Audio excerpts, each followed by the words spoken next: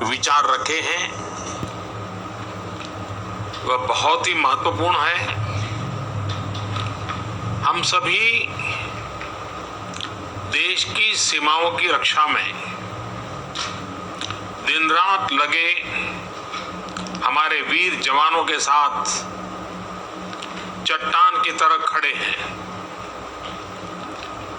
उनकी वीरता, उनके कौशल, उनकी सूझबूझ पर देश अटूट विश्वास रखता है। इस सर्वदलीय बैठक के माध्यम से मैं शहीदों के परिवारों को भी ये विश्वास दिलाता हूं कि पूरा देश उनके साथ है, पूरा देश उन्हें नमन करता है। साथियों, पूर्वी लद्दाख में जो हुआ उसको लेकर आपने रक्षा मंत्री जी और विदेश मंत्री जी को सुना भी और प्रेजेंटेशन को भी देखा।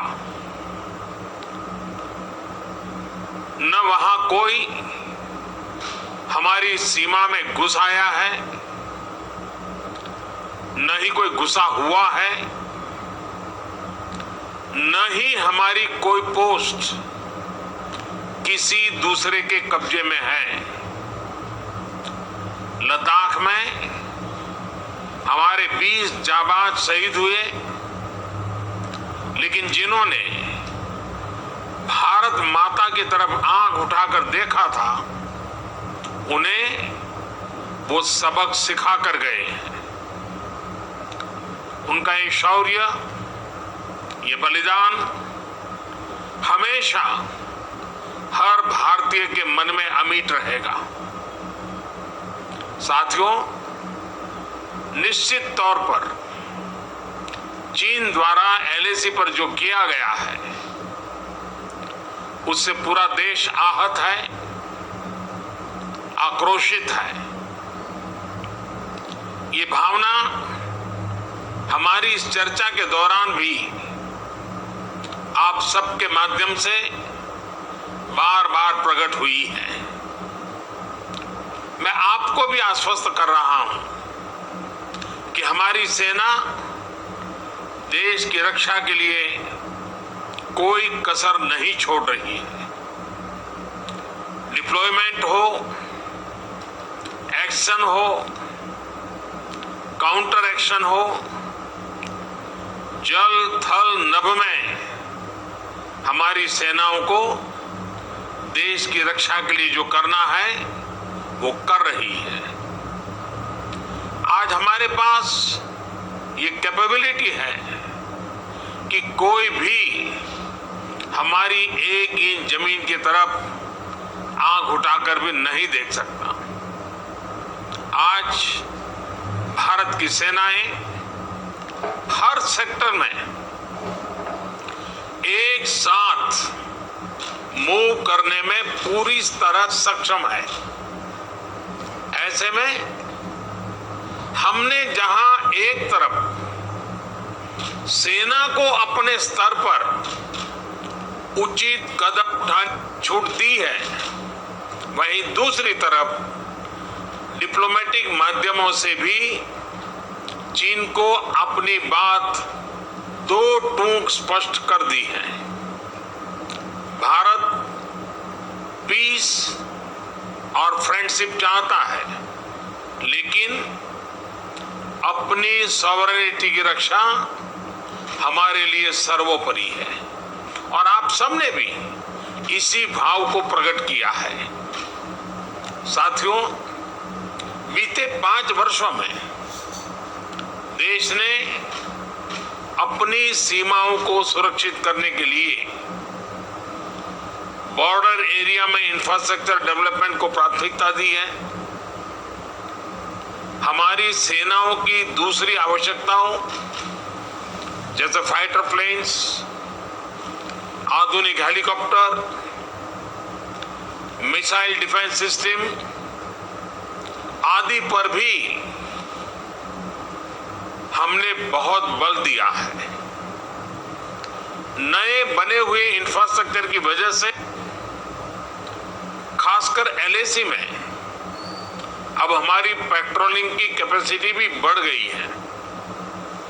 पेट्रोलिंग बढ़ने की वजह से अब सतर्कता बढ़ी है और एलएसी पर हो रही गतिविधियों के बारे में भी समय पर पता चल रहा है। जिन क्षेत्रों पर पहले बहुत नजर नहीं रहती थी, अब वहां भी हमारे जवान अच्छी तरह से मॉनिटर कर पा रहे हैं, रिस्पॉन्ड भी कर पा रहे हैं। अब तक जिनको कोई पूछता नहीं था, कोई रोकता टोकता नहीं था, अब हमारे जवान डगर डगर पर उन्हें रोकते हैं, उन्हें टोकते हैं। बेहतर हो रहे इंफ्रास्ट्रक्चर से एक मदद ये भी मिली है कि हमारे जवान जो उस कठिन परिस्थिति में वहां तैनात रहते हैं, उन्हें साजो सामान पहुंचाने में आसानी हुई है।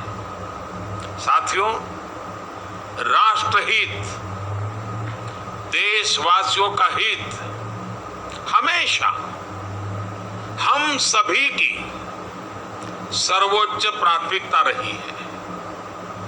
चाहे ट्रेड हो, कनेक्टिविटी हो, काउंटर टेररिज्म हो, भारत ने कभी किसी बाहरी दबाव को स्वीकार नहीं किया है। राष्ट्रीय सुरक्षा के लिए जो भी जरूरी कार्य है, जो भी जरूरी इंफ्रास्ट्रक्चर का निर्माण है, उसे इसी तरह तेज गति से आगे भी किया जाता रहेगा।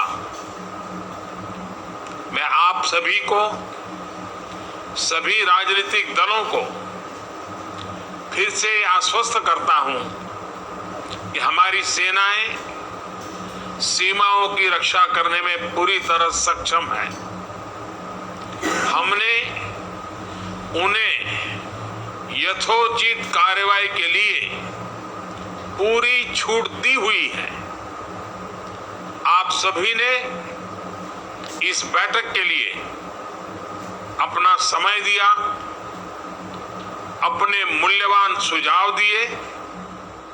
इसके लिए मैं सभी दलों का, आप सभी नेतृत्वगण का हृदय से बहुत बहुत आभार व्यक्त करता हूं और आपके सुझाव आगे की रणनीति में बहुत लाभकर्ता होंगे, ये मुझे पूरा विश्वास है। मैं फिर एक बार इस एकता का संदेश देने में आप जो बढ़ चढ़ करके आगे आए हैं, वे सेना का मोरल तो बढ़ाएगा, देश के लोगों की हिम्मत बढ़ाएगा, लेकिन दुनिया को भी जो संदेश जाना चाहिए वो पहुंचेगा। और इसलिए आज की मीटिंग में आपकी सकारात्मक भूमिका का बहुत मूल्य है, उसका बहुत ऐतिहासिक महत्व है। और इसलिए भी आप सभी अभिनंदन के अधिकारी हैं। मैं फिर एक बार आप सबका धन्यवाद करता हूं। नमस्कार।